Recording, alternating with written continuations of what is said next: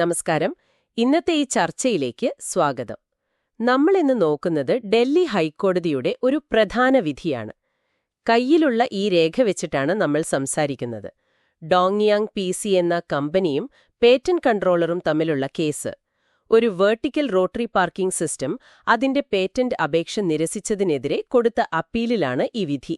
അതെ, നമ്മളിതിലൂടെ ശ്രമിക്കുന്ന എന്താന്ന് വെച്ചാൽ, എന്തുകൊണ്ടാണ് കൺട്രോളറുടെ ആ തീരുമാനം കോടതി മാറ്റിയത്?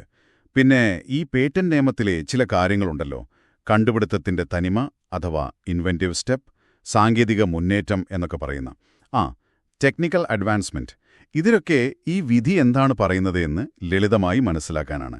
നിങ്ങളുടെ കയ്യിലുള്ള ആ രേഖകളെ മാത്രം അടിസ്ഥാനമാക്കിയാണ് നമ്മൾ സംസാരിക്കുന്നത്. ശരി, അപ്പോ ഈ ഡോങ്യാങ് കമ്പനിയുടെ കണ്ടുപിടുത്തം, ഈ വെർട്ടിക്കൽ റോട്ടറി പാർക്കിംഗ് സിസ്റ്റം, ഇത് കുറഞ്ഞ സ്ഥലത്ത് കൂടുതൽ വണ്ടികൾ പാർക്ക് ചെയ്യാനുള്ളൊരു സംവിധാനമാണല്ലോ, അല്ലേ? അതെ അതെ. അപ്പോ എന്തുകൊണ്ടാണ് പേറ്റന്റ് കൺട്രോളർ ഇതിന് പേറ്റന്റ് കൊടുക്കാതിരുന്നത്? ഒറ്റ നോട്ടത്തിൽ ഇത് വളരെ ഉപകാരപ്രദമായ ഒന്നായിട്ട് തോന്നുന്നുണ്ടല്ലോ. ശരിയാണ്. പക്ഷേ കൺട്രോളറുടെ പ്രധാന വാദമല്ലായിരുന്നു വെച്ചാൽ, ഈ കണ്ടുപിടുത്തത്തിന് പേറ്റന്റ് നിയമത്തിലെ സെക്ഷൻ 21J പറയുന്ന ആ ഒരു ഇൻവെന്റീവ് സ്റ്റെപ്പ് ഇല്ല എന്നതായിരുന്നു. അതായത് ഇത് ശരിക്കും പുതിയ ഒന്നല്ല, മറിച്ച് ഈ അപേക്ഷകന്റെ തന്നെ പഴയൊരു പേറ്റന്റുണ്ട്, D5 എന്ന് പറയും. അതിന്റെ ചെറിയൊരു മാറ്റം, ഒരു വർക്ക്ഷോപ്പ് പരിഷ്കരണം, വർക്ക്ഷോപ്പ് മോഡിഫിക്കേഷൻ എന്ന് പറയില്ലേ, അത്രയുള്ളൂ എന്നായിരുന്നു വാദം. വർക്ക്ഷോപ്പ് പരിഷ്കരണം മാത്രമെന്നോ?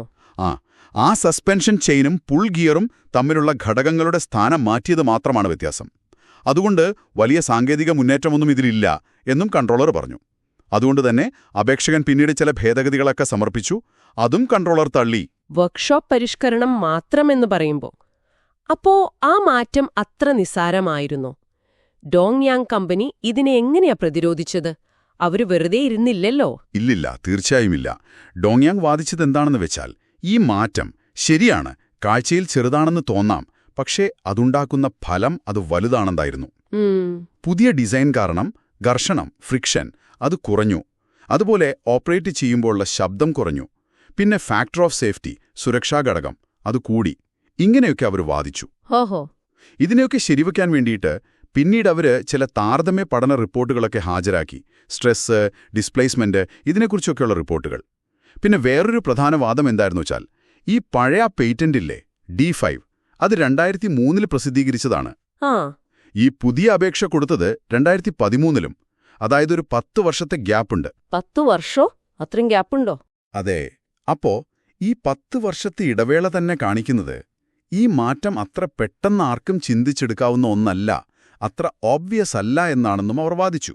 അതായത് ലളിതമെന്ന് തോന്നാമെങ്കിലും ഫലത്തിൽ കാര്യമായ വ്യത്യാസങ്ങളുണ്ട്. ശരി. പിന്നെ ഈ നടപടിക്രമങ്ങളെക്കുറിച്ചും അവർക്ക് പരാതിയുണ്ടായിരുന്നെന്ന് പറഞ്ഞല്ലോ. ഉണ്ടായിരുന്നു.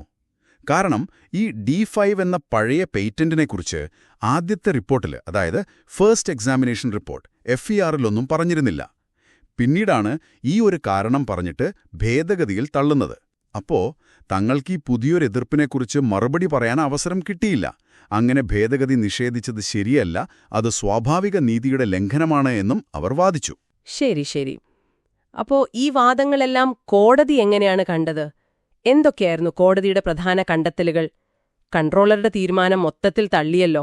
അതെ, കോടതി ആ ഉത്തരവ് റദ്ദാക്കി. പ്രധാനമായിട്ടും കുറച്ച് കാരണങ്ങളുണ്ട്.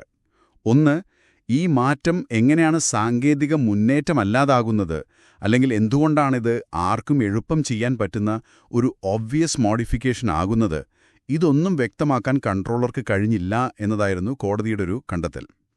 ഒരു കണ്ടുപിടുത്തം ലളിതമാണ് എന്നത് മാത്രം വെച്ച് പേറ്റന്റ് നിഷേധിക്കാൻ പറ്റില്ലെന്ന് കോടതി മുമ്പൊരു കേസിൽ, അതായത് ഏവറി ഡെനിസൺ കേസിൽ പറഞ്ഞിട്ടുണ്ട്. ഓക്കെ, അതായത് ലളിതമാണെങ്കിലും പ്രയോജനമുണ്ടെങ്കിൽ പരിഗണിക്കണം. പിന്നെ ഈ പൊതുവായ സാങ്കേതിക അറിവ്, കോമൺ ജനറൽ നോളജ് വെച്ച് ഇത് ഉണ്ടാക്കാമായിരുന്നു എന്നൊരു വാദം കൺട്രോളർ പറഞ്ഞിരുന്നല്ലോ. അതിനെപ്പറ്റി കോടതി എന്തു പറഞ്ഞു? ആ വാദത്തിനും കൺട്രോളർ തെളിവ് കൊടുത്തില്ല എന്നാണ് കോടതി പറഞ്ഞത്. AGF-NV എന്നൊരു കേസിൽ പറഞ്ഞിട്ടുണ്ട്, എന്താണ് ആ പൊതുവായ അറിവ് എന്ന് വ്യക്തമാക്കാതെ അത് വെറുതെ പറഞ്ഞ് പേറ്റന്റ് നിഷേധിക്കാൻ പറ്റില്ല. അതുപോലെ ഈ D5നും പുതിയ കണ്ടുപിടുത്തത്തിനും ഇടയിലുള്ള 10 വർഷത്തെ ഗ്യാപ്പ്, അത് സൂചിപ്പിക്കുന്നത് ഈ മാറ്റമത്ര ഓബ്വിയസ്, അഥവാ എല്ലാവർക്കും പെട്ടെന്ന് തോന്നുന്ന ഒന്നല്ല എന്നാണ്. അതും കോടതി ആവറി ഡെനിസൺ കേസ് വെച്ച് പറഞ്ഞു. ആ 10 വർഷത്തെ കാര്യം അത് ശരിയാണ്, യുക്തിയുണ്ട്. പിന്നെ ആ സ്വാഭാവിക നീതിയുടെ ലംഘനം എന്ന വാദമോ, അതും കോടതി ശരിവെച്ചോ? തീർച്ചയായും. ഈ ഡീഫൈനെക്കുറിച്ച് വൈകി പറഞ്ഞതും അപേക്ഷകന് അത് സംബന്ധിച്ച് മറുപടി പറയാൻ അവസരം കൊടുക്കാതെ ഭേദഗതി നിഷേധിച്ചതും അതൊന്നും ശരിയായ നടപടിയല്ല എന്ന് കോടതിക്ക് തോന്നി. ശരിക്കുള്ള അപേക്ഷയുടെ പരിധിയിൽ വരുന്ന ഭേദഗതികളാണെങ്കിൽ അത് അനുവദിക്കണം എന്ന് ഓപ്പൺ ടിവി INC എന്ന കേസിൽ പറയുന്നുണ്ട്. അതുപോലെ അപേക്ഷ കൊടുത്തതിന് ശേഷം ഈ ടെക്നിക്കൽ എവിഡൻസ് അഫിഡവിറ്റ് കൊടുക്കാമല്ലോ, സാങ്കേതിക മേന്മ തെളിയിക്കാൻ. അതും പരിഗണിക്കാവുന്നതാണെന്ന് ക്നോൾ ഫാർമസ്യൂട്ടിക്കൽ ജനറ്റിക്സ് ഇൻസ്റ്റിറ്റ്യൂട്ട് പോലുള്ള കേസുകളും പറയുന്നുണ്ട്. കൺട്രോളർ പറഞ്ഞ വിശ്വനാഥ് പ്രസാദ് റേധേശ്യാം കേസ് ഇതിനത്ര പ്രസക്തമല്ലെന്നും കോടതി ചൂണ്ടിക്കാട്ടി. ഓക്കെ. അപ്പൊ ഇതെല്ലാം പരിഗണിച്ച് കോടതി ആ പേറ്റന്റ് നിഷേധിച്ചുകൊണ്ടുള്ള ഓർഡർ റദ്ദാക്കി. എന്നിട്ട് അപേക്ഷ വീണ്ടും പരിഗണിക്കാനായിട്ട് കൺട്രോളറുടെ അടുത്തേക്ക് തന്നെ തിരിച്ചയച്ചു, അല്ലേ? അതെ.